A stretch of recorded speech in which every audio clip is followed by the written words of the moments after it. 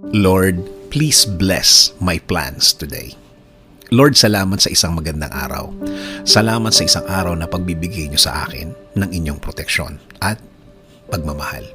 Salamat sa laging pagsama niyo sa akin. Salamat sa laging nakahanda kayo para tulungan ako.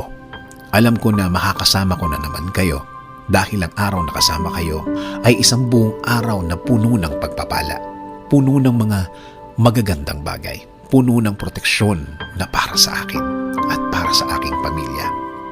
Panginoon, marami po akong gustong gawin. Marami po akong naiisip na gawin sa araw na ito at sa mga araw na parating.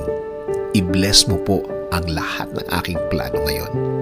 I-bless niyo rin ang bawat bahagi ng aking plano. I-bless niyo po ako ng mga ideas, mga bagong bagay na pwedeng gawin na gusto kong gawin, Lord.